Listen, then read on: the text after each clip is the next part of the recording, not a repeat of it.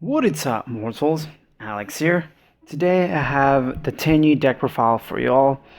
If you missed part one to this deck profile, please check out the channel and you'll see part one. Part one was on the introduction of the deck. We went over the main deck cards, the monsters, spells, traps, and extra decks. I didn't really go into detail what other archetypes or worm monsters you could play in Tenyi to make it more viable. That's what we're going to be talking about today. I will be showing you one of the final deck lists that I worked on.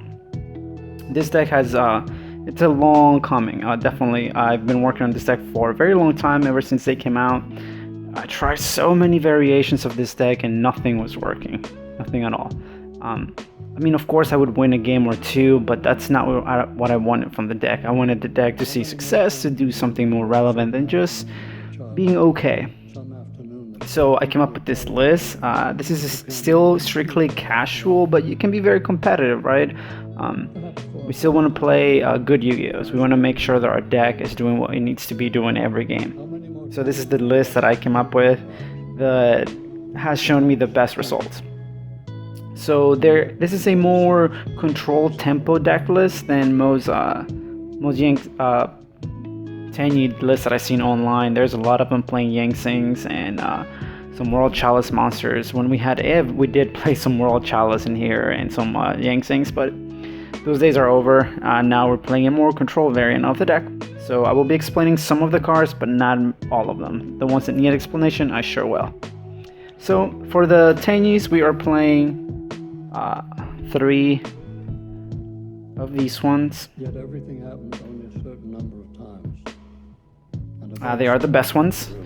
They can all special summon from your hand if you control no effect monsters, and then they have unique effects in the hand and graveyard as well. You usually don't want to trigger their effects in the graveyard. You want to put them in the field, then get them to the graveyard so you can get a quick +1.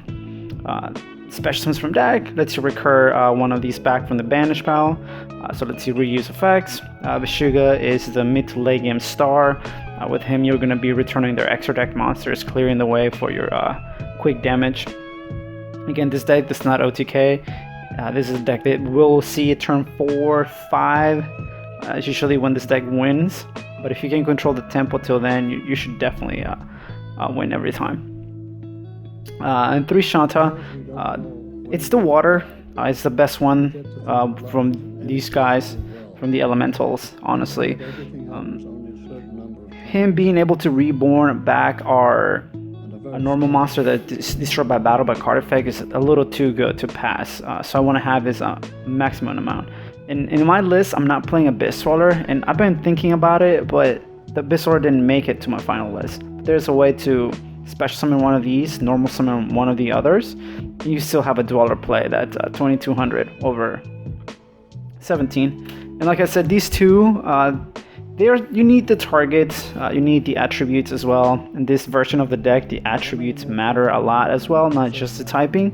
And this is a pure worm deck, by the way, guys. I'm not playing anything outside some kaijus that you'll see later on. But that's it for the Tenyis. We are just playing 14 of them because, okay, so one thing about this deck, it's not the fastest, not the most consistent, but once you get to its main engine, the main card of the deck, it definitely can start rolling and you generate a lot of advantage. But getting to the Scar is the main focal point of the deck. So what I did was combine it with the best worm archetypes. Yangsing is not part of this deck because Danlong is forbidden. If Danlong ever comes back, then the deck would see change as well. But I decided to go with a small True King package. The True Kings, as you know, they all are worms, level 9s, different attributes. They do different things, very unique effects, much like the Tenyis, and that's why I love worms so much. They have different, they have very unique effects, very special ways to play their decks. I wish we could play Yangsings once again, but hopefully soon in the future we can play that deck again. But for the True Kings, I decided to play 5 of them, and this is the ratio that I went with. At first I had multiples of these guys, but that was a little bit too much. Again, the deck is not the most consistent. It got a little too bricky, and this was the best ratio that come up. I'm sure you all know their effects, but I'll just state them for the ones who don't. Mariamne is being played at 2 because if she's destroyed by card effects on the field and or the hand, we can go and get any worm from our deck except for wind type. So you can't search for herself, but you can search any of these guys, or you can search any of your Tenyi monsters, which I guess you can't really search Nahata, but you can search pretty much everyone else. And it's an easy way to get to our main play starter. So definitely play Mariamne at 2. We are playing Diagram as well, which will come later on. Diagram lets you pop any of these guys and claim their effects. In fact, let's just add them right here. Diagram, it's at 1 for a very good reason. We are playing Terraforming to complement that, but if we can pop one of these guys and generate some advantage at the same time, that's something that it was a little bit too hard to pass. It was too hard for me to say no. Let's just look into something else. Everything else didn't do what I wanted this engine to do for the deck, which is get to my main starter ASAP, and this engine does it. It might not do it with these guys, but it definitely does it with this. And if you manage to pop him, you can summon it straight from the deck, which is really good. The other thing about this engine is that it allows me to play VFD, and VFD is an FTK on itself. So if in some way you manage to summon the True Kings, at least one of them, you can climb to a level 9 Synchro very easily with this deck and VFD your opponent. And if you can get your hands on another True King monster, you can just pop their guys and blow their back row or banish their graveyard. This engine is definitely the best one that I could think of for the deck. And because this is a worm deck, and Mare is a worm that does the very silly things. This allows us to play any number of synchros that we want in our extra deck. Sadly, we're only playing a few very specific, very non-generics. Mare is just all-star. Very good card. We can special summon it from the graveyard, from the deck. We can add it. We can tribute for it. Fantastic card. I thought about playing 2, but it was too much. So that's it for the monsters until we get to the last ones, but we'll talk about that last. For the spells, we're playing Rhoda, Vessel. Best card in the deck, hands down. You always want to see this card in your hand. You want to open 2 of these. If you do, you can't lose the game. This card lets you Foolish Burial any of your worms from your deck to the graveyard. And if you control a non-effect monster, you can go and add a Tenyi monster with a different name that the monster you sent to the graveyard. So strong. It lets you load your graveyard with basically a Tenyi that you want to send, and then whichever you need for that situation. You can go and send, if you're going second and you're baiting your opponent's board, you can send this. You can send Vishuda and add Adara. You will usually have this banished since the deck focuses on getting this like very early on. So if you send Vishuga at Adara, you can special summon the Adara, make your monk, which we'll talk soon. Then you can crack their field with Vishuga and then get an additional 2 monster with this, which is just bonkers. Definitely the best card in the deck. You always want to have this. If we could play 9 or 12, we would, but sadly we're not. For the field spell, just the 1. It's okay. It helps us protect our non-effect monsters, which that's always handy. The deck doesn't have any inherent protection. We just have a bunch of big dudes that do a lot of damage, and this card allows us to refresh our hand every time there's special summon a monster, which is really good. Terraforming, it's either this card, which I already went over it. It's just good. We want to have it, but not all the time. And it also lets us get the diagram to start popping our True Kings, and when that happens, it puts you ahead. You really can't lose the turns or the games that you resolve diagram. It's so strong. VFD is just so good. Foolish Burial, it becomes any of them, any of the Tenyis. You just send it to the graveyard and then you can use their effects right away. Very good card. It does everything you ever want in a card. Foolish Burial. Monster Reborn. So this is not a combo deck. This is a tempo deck, but sadly the deck runs out of steam very quickly. If you're facing another deck that's faster than you, you're gonna have to like just explode on them, right? Throw as much advantage as you can, and most of those advantage goes into the extra deck. Monsters you can't really bring back except for your normal monsters, and that's just not very good. Bringing back a normal monster is just not, it doesn't do anything against a big board or if your opponent's going to establish a follow-up. But Reborn lets us get back our synchros, which is the reason why I play it. There's a specific level 7 synchrony in the extra deck that I play that makes this card a lot better than it is. It's still Reborn is very strong, but it has a very special application in this deck, and I'll go over that later. One Reborn lets us get some gas back. And speaking of resources running out, pot of avarice is at 3. We are only playing 2 because it clogs a lot. At 3 you see this every game in every opening hand, and that's not what we want. We want to like draw into this turn 2 or 3. We want to like dig through our deck, set up our graveyard, and then start drawing our unsearchable cards, because we will run over our extra deck very quickly. And I had 3 at one point, and it was just too much. I kept resolving them turn after turn, and I never really needed a second one. It was just I need it the one time, but I want to see it more often than once. So pot of avarice is just good. That's it for the spells.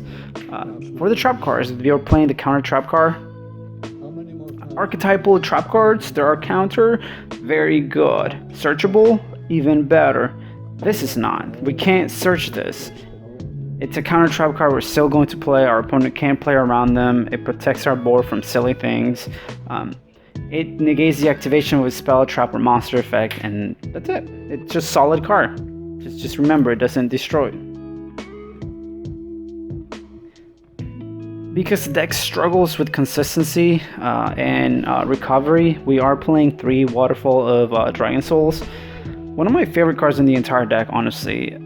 Every time I resolve this card, I feel like I'm winning. If it's claiming the first effect to search a worm, any worm from our deck, which is really strong, this in Diagram is just game. It's so good. Or you can send any number of worms from your hand or field to the graveyard to draw that many +1.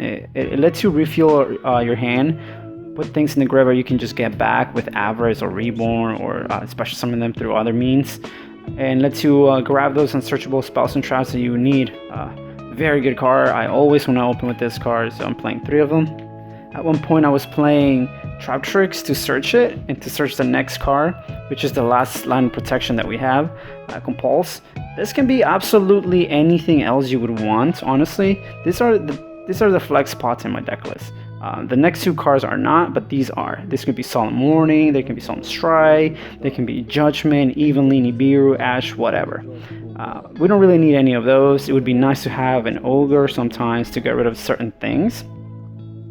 It'd be nice to have a Nibiru once in a while, but the deck can handle those threats. Again, we're not expecting to play against the most competitive decks ever all the time and open Nibiru or bust. But we're still trying to win. We're still trying to get those games in and give our opponents a hard time. You know, we all want to learn, want to become better. You can play all those cards. Again, this could be absolutely anything. In this case, I chose Compulse to be it. Because of that, the unique ability of this deck to have spot removal at will. You can bounce whatever you want, get rid of whatever you want, thanks to Vishuga. Vishuga is, in a lot of ways, one of the better monsters in the deck. In the introduction video, I didn't really give him much credit, but Vishuga is one of the best cards in the deck. So if you're, again, remember to say control grindy tempo deck, right? You want to dwindle your opponent's advantage little by little and then 1-for-1 into game. Vishuga allows us to spin a card from the field back to the hand, so that's Compulse. So we have 2 ways to remove threats with precision, and that's what Compulse allows me to do. I can activate this anytime I want, from my draw phase to their end phase, something that not a lot of cards allow that option to happen. And Compulse, it's just good. It lets us do return our monsters sometimes to bait some effects. Very good card. Recently I cut the Trap Tricks, but they were here to have access to these two. At any point we want it. It was a lot better, but it became really gloggy and I decided to cut it and just keep these two. I'll definitely keep playing those for sure. And for the last two cards in the main deck, two Kaijus, two Gamma Seals. This could be any. This could be the level 9, 1/9, 1/8. So you can still make a level 9 synchro with this and a 9 for VFD plays. But we're just doing the Gamma Seals. We just want some monsters to get rid of our opponent's threats so we can start getting rid of them in multiple ways. Remember, we can Kaiju them, Vishuga back, Kaiju Compose back, and Kaiju. We can break boards with just decent cards, right? Cards that work under specific scenarios and against pretty much every boss monster in the game. So that's what I went with this deck, like precision removal and like slowly grinding, controlling our opponent. So if they're sitting on a control monster, we can Kaiju it, bounce it back, and then they can't really set up any board that's not going to be able to be protected from a Kaiju because we already they have the knowledge that we have a Kaiju in our hand. So those plays like that allows us to take control of the games just from mind games. Honestly, our opponents will not commit to the board if they've been Kaiju'd, and then we just bounce it back. They know, they have the fear that the Kaiju will hit them again. And that's why I don't really like Nibiru. If they go first and they completely beat us with an unbreakable board, then we'll go to game 2 and there's a side deck for that. But that's it for the main deck. 40 cards. Very solid deck list. Some things I would change around, but as right now, I'm really happy with it. For the extra deck, 15. Most of these cards, I believe all of these cards are worm type. There's a few cards in the deck that restrict you from summoning anything else except for worms. So I decided to get rid of, not have any other options besides worms so I don't run into any problems. But for the Tenyi monsters, the most important one, Monk. It's a level Link 1, 1000 attack, vanilla, earth. He could be a little bigger, in my opinion. He could be at least 15, and then that would be a lot better. But he's 1000. He is the main play starter. This is what you want to have on the board all the time. One reason why average is coming back to 3 made this deck a lot better. You go through this guy so fast. It's insane how fast you go through this guy, and you need him for you need 2 of them every turn. Every time I've played against anything that's a little fast, a little better than the deck, I needed 2 of this every turn or I would die. So the Pot of Avarices are here mainly for this guy. Very important card. I wish it would become a holo later on. For the Link 2, we're playing 2 Shaman. One of the better cards in the deck. In the introduction video, I was toying around with people. Yes, this card is very good. It's not the best card I've ever read, but it's still very good. Once per turn revival that has removal on itself, it's so good. This card has a very powerful restriction that I wish it didn't. This is the card that restricts us into worms or Yangsings or Tenyis for the rest of the turn. The moment that we bring back the worm, we're locked into worms only, which is really annoying. But it's still very good. If you're playing the deck correctly, if you like play your resources right, you'll never have that trouble of like blocking you from summoning anything else. And as you'll see, my deck list is all worms. So besides the Kaijus, right? That's the only monster that will be conflicting with Shaman. Shaman's one of the better cards, and I would play 3 of her, but the Pot of Avarice is in the deck list, so we'll definitely draw a Pot of Avarice before we need the 3rd. Draco Berserk, 3000 beater. He crashes with Blue Eyes, but that's all he does, really. He's just a normal monster that works with all the Tenyi monsters when they're in the graveyard or hand. Mid to late game, this is your all-star. You get him out on the field and you start beating down your opponent. You have all the techniques to beat over their entire board. Very cool card.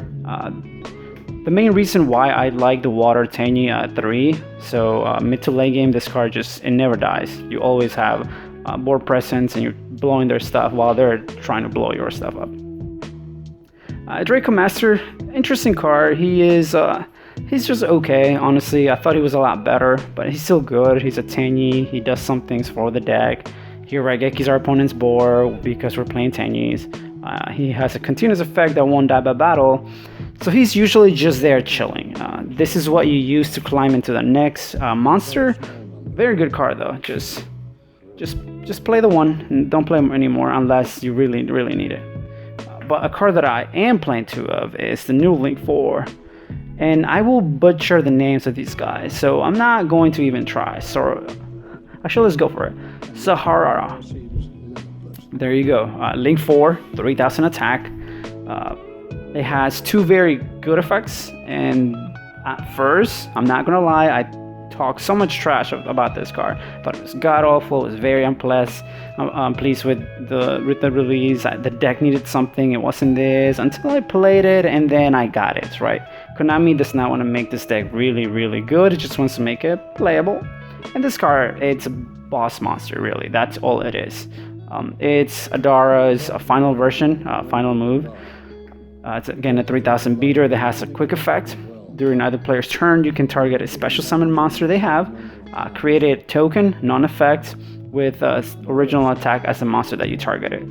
So your opponent has another jump blocker to kill, right? Very good. You can use it for pretty much anything in the game. You can link, you can sync, or you can fuse. It has to be for a worm because by the time you climb into this guy, you've been hit by that worm restriction. So the token, it's summon, equal attack to the monster they control. And while we control a non-effect monsters, our opponents cannot target our effect monsters with cards or by battle. That ability itself is what makes this card so strong.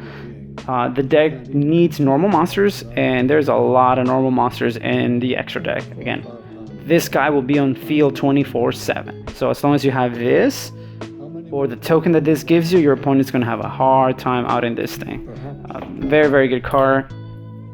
I definitely play the second one because it comes up. I try to spit this out as fast as I can, and then just on the next turn I have a follow-up with the second one. Very good. If anything else, I would cut one of those for the next card. The Draco Berserk. Stupidly strong card. Talk so much trash about this card when I read it because of one little wording that it wasn't in the card, and I wish it was, but let's not do that. Let's just be happy with what we have. Draco Berserk is just a beater. He comes up, he just puts a dent on your opponent's board. When he kills something by battle, you can gain the attack of that monster and swing again. You can swing directly, you can swing into a monster. He gets gigantic. His banishing effect is the reason why I like the card so much, but I still wish to negate it, but let's not go there. When your opponent activates a monster effect anywhere, deck, hand, field, graveyard, banish. I guess in the banish pile it defeats the purpose of it, but when they activate an effect, you just banish that monster. So if a monster is in the graveyard or hand, they lose it, right? They can't use it at all. If the monster's in field and it needs to stay face up to resolve, then you just get rid of it. It does not resolve. I think this is a way to play around Nibiru, so it makes it really strong in that fact. Very good card, big fan of it. I would probably play a second one of those, honestly. But as for now, I'm only playing one because the next few guys do the same thing that he does, but a little bit better in certain situations. And this is the card that makes Monster Reborn so much better, right? People are gonna be thinking, but how does Yassi make Reborn better? Yassi on field, of course, can't be targeted, and when he's destroyed by battle by card effects, you can special summon any worm from the deck. We can OTK, but we're not trying to OTK every game, every turn one. So we will see a ground game. We will see a 1-for-1 battle. And Yassi in those matches, it's just a killer. For one, he will be popping himself to get rid of a backer or a monster. When he dies, he will be getting us it's probably going to be a Tenyi, one that we want to claim their ability for. This is a card that we can bring back with the Shaman and then keep protecting, keep blowing their things, getting more things. In a following turn, if we have a Reborn in our hand, we can start by reborning the Yassi and then getting rid of whatever threat they set from a previous turn. And if they don't, then Yassi takes care of that, starts our engine again, and even if they do, then it starts our engine. So Yassi makes Reborn a lot better, and one of my favorite cards. Definitely play it. To Basha. Yeah, I'm so excited, so happy we get to play this again. One of the best level 8 synchros in the game. It's such a good car, so insane. Every effect it has is just good. The spinning effect, you can summon both in the same turn, spin your opponent's whole field, bring things back, and chill for a bit. Insane car, so good. Definitely play 2. I've missed a 3rd once in a while, but with Pot of Avarice back, 2 is just good. Amazing car, definitely play it. And for the last synchro, the last Yangtze synchro, Chao Feng. Really good car, very cool as well. One of the prettiest things I've ever seen. Very happy when I was playing Yangtze and this thing came out and negated everything. It usually does that when we're playing against light monsters.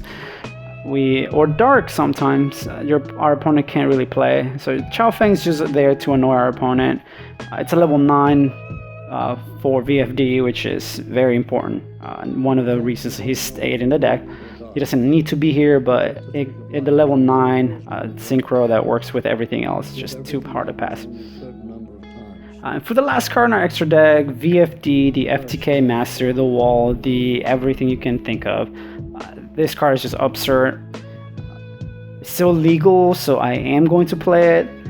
I'm not proud to say that a lot of my decks revolve around summoning this thing. After losing to it too many times, I decided to just join and play it. And yes, it's just that good. So VFD, very easy to summon. If we go first, we can sit on this, get a few draws, and then proceed to kill our opponent. Very good card. But that's pretty much it for my Tenyi deck. Let me know what you guys thought of the deck list. Something I worked on in a while again. Some things could be changed, rearranged here and there. We could add some Pot of Desires. We can add some hand traps. Maybe play some more trap cards, but in due time. We maybe should play Skill Drain on it, actually. I've been thinking about Skill Drain and it could help. But if you have a deck list of your own, please post them down below. I'll be sure to check that out. If you have a video, even better. I'll be sure to comment, to like, and you know, get some people together. Maybe we can work on a Tenyi deck ourselves and make it better. One of the most fun decks I play for sure. But again, if you like the video, if you like the deck, check out the channel. Subscribe. There's a ton of videos there. There's dual videos coming up. There's pack openings happening soon. Again, if you have not seen the introduction to Tenyi, please go down in the comments down below. I will post that in the description, or check out the channel to see part 1 of this video. But if you made it this far, I appreciate it. Thank you so much for watching. And as always, Alex out. Peace.